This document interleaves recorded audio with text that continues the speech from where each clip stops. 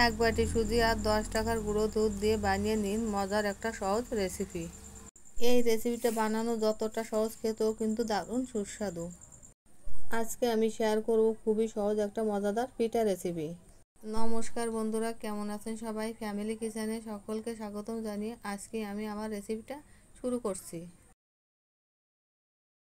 রেসিপিটা বানানোর জন্য আমি এখানে এক বাটি সুজি নিয়েছি। সুজিটা একটা পাত্রে রেখে হাত দিয়ে চারিদিকে সমান করে দিব। এভাবে চারিদিকে সমান করে দিতে হবে। এবার তার মধ্যে দিয়ে দেবো 10 টাকা দামের 1 প্যাকেট গুঁড়ো দুধ। সুজির মধ্যে গুঁড়ো দুধ দিয়ে সুজি আর গুঁড়ো দুধ একটা চামচ দিয়ে ভালো করে মিশিয়ে নেব। এভাবে ভালো করে মিশিয়ে নেওয়ার পর তাতে দিয়ে দেবো উষ্ণ গরম জল।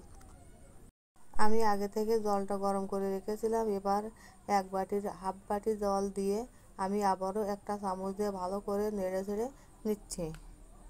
এভাবে অল্প অল্প জল দিয়ে আমি সুজি আর গুঁড়ো দুধের একটা ব্যাটার বানিয়ে নেব।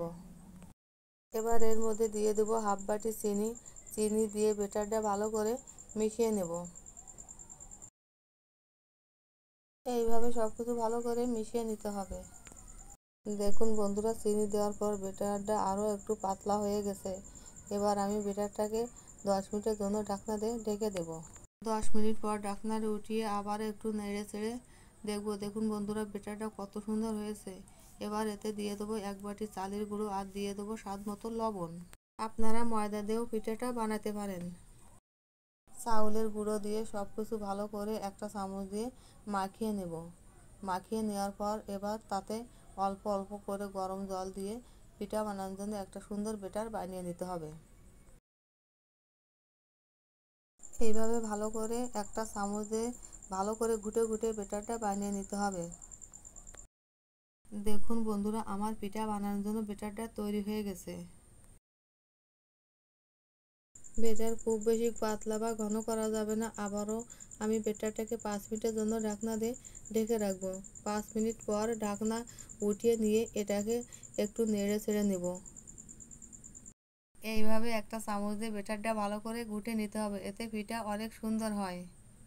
এবার পিঠাগুলো বানানোর জন্য কড়াইতে তেল দেব। পিঠা বানানোর জন্য এবার একটা মগে করে কিছুটা ব্যাটার তুলে নিব। এদিকে আমার তেল গরম হয়ে গেছে। এবার মগে করে অল্প করে ব্যাটার দিয়ে আমি পিঠাটা বানিয়ে নেব। দেখুন আমার পিঠাটা কত সুন্দর ফুলে উঠেছে। এইভাবে উল্টে পাল্টে আমি পিঠাটা 2 সাইড সুন্দর করে ভেজে নেব। আমার একটা পিঠা হয়ে গেছে। এই দেখুন কি সুন্দর হয়েছে পিঠাটা দেখতে। একইভাবে আমি বাকি পিঠাগুলো ভেজে নেব। সুজি আর গুঁড়ো দুধের এই পিঠা খেতে খুবই সুস্বাদু লাগে। দেখুন বন্ধুরা, আমার এই পিঠাগুলো কি সুন্দর ফুলে উঠছে। বন্ধুরা, আমার রেসিপি যদি আপনাদের ভালো লাগে তাহলে চ্যানেলটি অবশ্যই লাইক, কমেন্ট, সাবস্ক্রাইব করে পাশে থাকবেন। দেখুন বন্ধুরা, আমার সবগুলো পিঠা ভাজা হয়ে গেছে। দেখুন বন্ধুরা, পিঠাগুলো দেখতে কত সুন্দর হয়েছে।